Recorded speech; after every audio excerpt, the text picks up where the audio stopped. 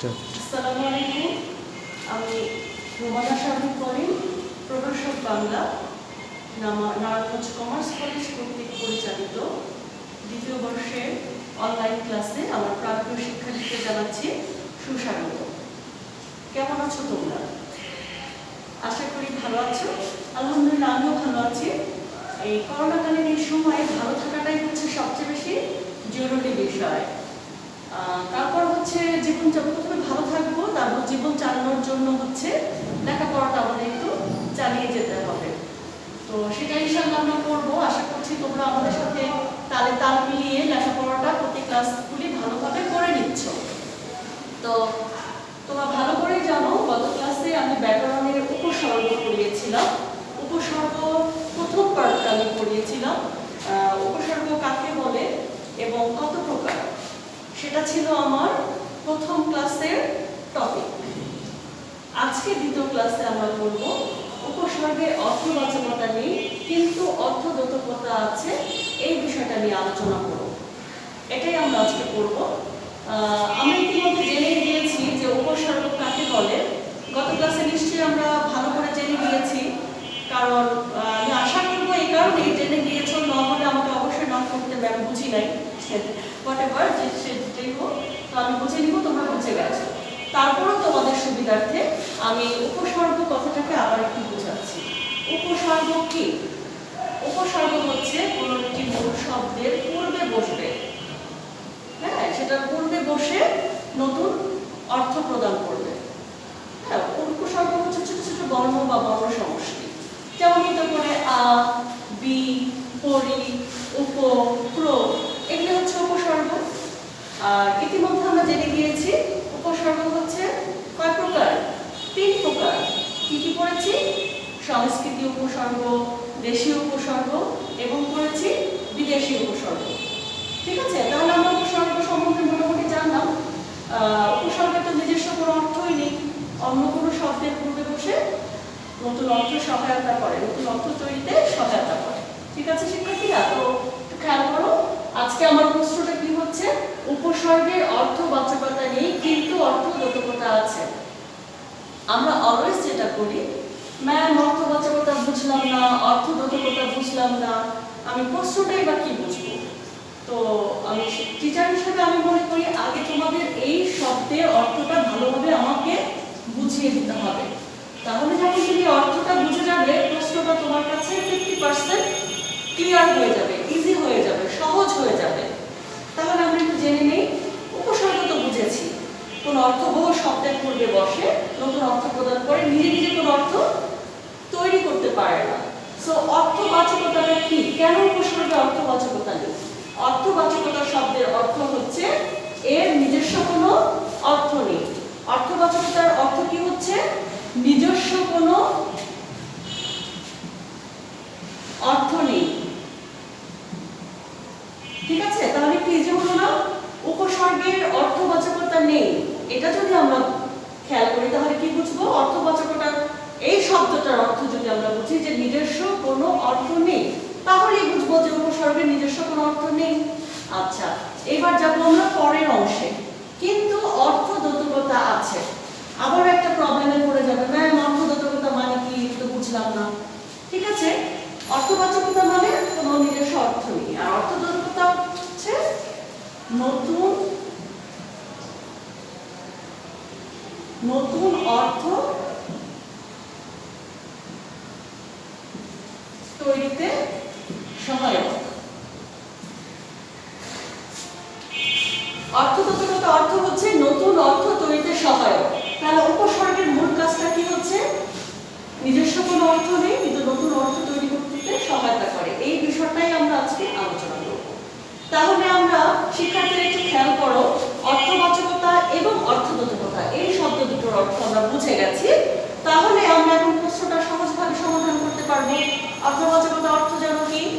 আমি কিন্তু মনে করবে যে সরাসরি আমি যখন, তোমরা যেমন আমাকে দেখছো, আমিও ধরে নিচ্ছি আমার শিক্ষার্থীরা আমাকে দেখছে। আমি যখন পড়াবো, যখন তোমরা এই লাইভ প্রোগ্রামটা বা ভিডিওটা দেখবে, তখনই আমার সাথে সাথে তোমরা রিপিট করবে কথাগুলি, যে সাথে সাথে বলবে যে অর্থবাচকতা অর্থ হচ্ছে নিজস্ব কোনো অর্থ নেই, আবার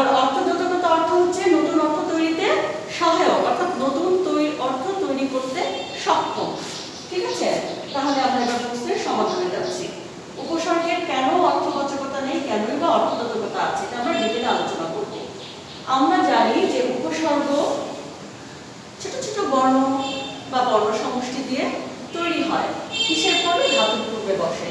যেমন সেই শব্দটার একটা অর্থ থাকবে, হ্যাঁ, সেই মূল শব্দের পূর্বে এই উপসর্গগুলি, ছোট ছোট উপসর্গগুলি বসবে, হ্যাঁ।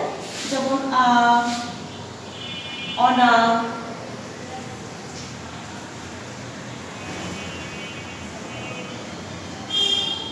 বি, এসব হচ্ছে মূলত উপসর্গ। অনা, বি, অবি, আপি, উপসর্গ, নিয়ে, দোষু, এরকম অসংখ্য উপসর্গ আছে বাংলা ভাষায়। টোটাল হচ্ছে আমাদের 61টি উপসর্গ আছে। তো এই উপসর্গগুলি কি করবে? নিজে কোনো অর্থ প্রকাশ করতেই পারে না। তুমি খেয়াল করে দেখো, সরেয়া, আমি যদি এখন বলি যে সরেয়া কি, তুমি কিছু বুঝবে? তুমি বলবে যে মা মিস আমরা স্বরবর্ণ করছি, এটা মানে কি? সরেয়া মানে কি মিস? বলতেই পারবে না। অনা, অনা দিয়ে কোনো অর্থ নেই, অনার কোনো নিজস্ব অর্থই নেই। পরি বা বি, বির কোনো অর্থ আছে? বি বলতে কি বুঝাচ্ছি? না। কিন্তু যখন এই বর্ণ বা বর্ণটা মানে বর্ণ সমষ্টি যেটাই থাকুক, সেটার সাথে যখন আমি একটি অর্থবোধক শব্দ জুড়ে দিব, তখনই এটার একটা মিনিং দাঁড়াবে, অর্থ দাঁড়াবে। অর্থাৎ হার একটা শব্দ, এখানে আমরা দেখতে পাচ্ছি, আমি একটা তোমাদের জন্য এক্সাম্পল তৈরি করে রেখেছি। হার, হার একটি কি শব্দ, হারের অর্থ আছে। হার মানে হেরে যাওয়া, আমরা খেলায় হেরে গেছি। গতকাল আমাদের বাড়ির পাশের মাঠে একটি ক্রিকেট ম্যাচ অনুষ্ঠিত হয়েছিল, সেই ম্যাচটিতে আমরা হেরে গিয়েছি। এই হার হচ্ছে সেই হারকে বোঝাচ্ছে, পরাজয় বা হেরে যাওয়াকে বোঝাচ্ছে। ঠিক আছে, তাহলে এই হারের নিজস্ব কিন্তু একটা অর্থ আছে। এই উপসর্গগুলি কি কাজ করে জানো? এই উপসর্গের কোনো নিজস্ব কোনো অর্থ নেই, তখন কি করে তারা? একটি মূল শব্দ, যে শব্দের অর্থ আছে, অর্থবোধক শব্দের পূর্বে তারা বসে, সবসময় আগে বসবে, আগে অথবা পূর্বে বসবে। বসে সেই শব্দটাকে কি করে? নতুন করে সম্প্রসারণ করে, কখনো কখনো বা পরিবর্তন করে। যেমন দেখো, এই হার শব্দটার সাথে সরেয়া, এটা একটি উপসর্গ। আহার কি হয়ে গেল? সরেয়ার সাথে হার যুক্ত করলে কি হলো? সরে একটা উপসর্গ, হার একটা মৌলিক শব্দ। এই শব্দের সাথে আ যুক্ত করে আমরা কি করে ফেললাম? আহার, নতুন একটা শব্দ তৈরি হয়ে গেল। আমি আগেই বলেছিলাম যে উপসর্গের তো কোনো নিজস্ব অর্থ নেই, অন্য শব্দের পূর্বে বসে কি করে? নতুন অর্থ তৈরিতে সহায়ক। তাহলে এই হার শব্দের পূর্বে বসে এই উপসর্গটা কি করলো? নতুন একটি শব্দ তৈরি করে ফেললো। এই যে আমরা আজ হার করলাম, এটা কি হলো? আহার। আহার শব্দের অর্থ কি? খাবার। আহার মানে খাবার। ঠিক আছে, তাহলে এই হারের অর্থ ছিল হেরে যাওয়া। যখনই আমরা সরে উপসর্গের সাথে এই হারটা যুক্ত করে দিলাম, হ্যাঁ, তখন কি হয়ে গেল? আহার, নতুন একটা অর্থ তৈরি হয়ে গেল। আহার শব্দের অর্থ কি? খাবার। তেমনি বি, দেখো, বি একটি উপসর্গ, এই উপসর্গের সাথে হারটা যুক্ত করলে কি হয়ে গেল? বিহার। বিযোগ হার মানে বিহার। বিহার হচ্ছে একটি অঞ্চলের নাম, আবার একটি নাম তৈরি হয়ে গেল, একটা অর্থ তৈরি হয়ে গেল। এরপরে দেখো পরিহার, পরি একটা উপসর্গ, হারের সাথে যুক্ত হয়ে গেল পরিহার। পরিহার মানে কি? পরিহার শব্দের অর্থ হচ্ছে বর্জন করা। ঠিক আছে, তারপর আছে উপ, উপ একটি উপসর্গ। এই উপসর্গের সাথে যখন আমি হারটাকে যুক্ত করব, তখন কি হবে? উপহার। উপহার আমরা ভালো করেই জানি, উপহার পেতে আমরা খুব পছন্দ করি, তাই না? ঠিক আছে, আমার মনে হয় উপহারের অর্থটা তোমাদের বলতে হবে না, তোমরা সবাই নিশ্চয়ই জানো। তো আসল ব্যাপারটা ফিরে আসো আবার। হার একটি শব্দ, এই শব্দের পূর্বে এতগুলি 1 2 3 4 5 5টি উপসর্গ যুক্ত হয়ে এই হার শব্দটিকে নতুন নতুন রূপ দান করলো। আহার, বিহার, পরিহার, উপহার, প্রহার। এই প্রহার মানে হচ্ছে পেটানো। আমি যদি পড়ালেখার রেসপন্স ভালো না পাই, ক্লাসে কি করি? সেটাই, প্রহার মানে হচ্ছে পিটানো।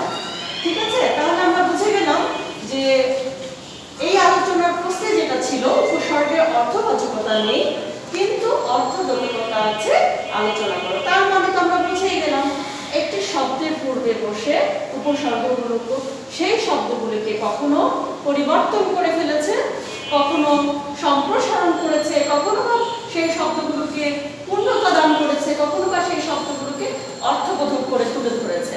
তাহলে একটি উপসর্গের গুরুত্ব অবশ্যই আছে, নিজে অর্থ প্রকাশ করতে না পারলেও কি করছে, অন্য শব্দের পূর্বে বসে আমাদের এই বাংলা শব্দর ভান্ডারটাকে প্রতিনিয়ত সমৃদ্ধ করতে সহায়ক ভূমিকা পালন করে যাচ্ছে। সো আমরা যেটা বলতে পারি শিক্ষার্থীরা, যে উপসর্গের ব্যবহার অনস্বীকার্য। তাহলে প্রশ্ন যখন আসবে তো লেখার সময় তুমি উপসর্গ বিষয়টা আগে বুঝিয়ে নিবে, তারপরে এই ব্যাখ্যাটা সুন্দর করে ছক আকারে খাতার মধ্যে দিয়ে দিবে। তারপরে পরিসমাপ্তিতে লিখে দিবে যে উপরে উল্লেখিত যে হাড়ের সাথে আ যুক্ত করে আহার হলো, বির সাথে হাড় যুক্ত করে বিহার হলো, এই যে আমরা যুক্ত করে করে নতুন কিছু পেলাম, এই উপসর্গের কারণে নতুন অর্থ পেলাম, অর্থের সম্প্রসারণ দেখলাম, পূর্ণতা দেখলাম, পরিবর্তন দেখলাম, শুধুমাত্র এই উপসর্গের কারণে। তাহলে বলা যায় যে এই উপসর্গের ভূমিকা অনস্বীকার্য, উপসর্গের নিজস্ব অর্থবাচকতা নেই, কিন্তু উপসর্গের অবশ্যই অর্থবোধকতা আছে, যেটা আমরা বুঝেছি, যার কারণে এই উপসর্গের এই ফলাফলটা আমরা দেখতে পেলাম। পরিশেষে আমরা এটাই লিখব, খাতা যখন আমরা আনসারটা লিখব, উত্তরের শেষে লিখব যে উপসর্গের মূলত উপসর্গের অর্থবাচকতা একেবারেই নেই, অর্থাৎ এর নিজস্ব কোনো অর্থ নেই, কিন্তু অর্থবোধকতা আছে এই কারণে উপরের উদাহরণে দেখানো হয়েছে যে একটি মূল শব্দের পূর্বে উপসর্গ বসে কিভাবে নতুন অর্থ তৈরি করে, অর্থের সম্প্রসারণ করে, অর্থের বৃদ্ধি ঘটায়, অর্থের পরিবর্তন ঘটায়, অর্থাৎ এই উপসর্গের অর্থবোধকতা আছে, সেই নতুন অর্থ তৈরিতে সহায়ক ভূমিকা রাখে। ঠিক আছে? তো আমার প্রিয় শিক্ষার্থীরা, এই প্রশ্নের উত্তরটা যদি এভাবে গুছিয়ে দাও, আশা করি ফুল মার্কস পাবে। ঠিক আছে? যদি আমরা বানান ভুল না করি। তাহলে গত ক্লাসে আমরা কি করেছিলাম, যে উপসর্গের কত প্রকার এবং উপসর্গ কাকে বলে এবং কত প্রকার। আর এই ক্লাসে আমরা শিখে ফেললাম উপসর্গের অর্থবাচকতা নেই, কিন্তু অর্থবোধকতা আছে, এই আলোচনা। ঠিক আছে? তাহলে আমরা দুটো ক্লাস থেকে উপসর্গের প্রশ্নের আনসারগুলি পেয়ে গেলাম। আশা করি তোমরা বাসায় ভালোভাবে একটু চর্চা করবে, খুব কঠিন কিছু না। তারপরেও যদি মনে হয় যে ম্যাম বুঝতে পারিনি, আমাকে কমেন্ট বক্সে আপলোড করার পরে কমেন্ট বক্সে নক করবে, আমি চেষ্টা করব তোমাদের এটার সমাধান আবার বুঝিয়ে দেওয়াটা। খুবই খুশি হব যদি এটার হোমওয়ার্কটা তোমরা করে সাবমিট করো কমেন্ট বক্সে। ঠিক আছে? ধন্যবাদ সবাইকে, আমার প্রিয় শিক্ষার্থীদের। আশা করি এই বিষয়টা একটু ভালোভাবে পড়বে বাসায়। আগামী 10 তারিখ থেকে 10 অক্টোবর থেকে দ্বিতীয় বর্ষের ত্রৈমাসিক পরীক্ষা অনুষ্ঠিত হতে যাচ্ছে, তার প্রিপারেশন হিসেবে এই প্রশ্নগুলি কমপ্লিট করে ফেলবে। ভালো থেকো, সুস্থ থেকো, নিরাপদে থেকো, মাস্কটা অবশ্যই ব্যবহার করবে। একান্ত প্রয়োজন না হলে বাড়ির বাইরে যাওয়ার কোনো প্রয়োজন নয়, বাসায় বসে লেখাপড়া করবে। এই কমার্স কলেজ পরিচালিত অনলাইন ক্লাসের সাথেই থাকবে। ঠিক আছে? ধন্যবাদ সবাইকে। আসসালামু আলাইকুম।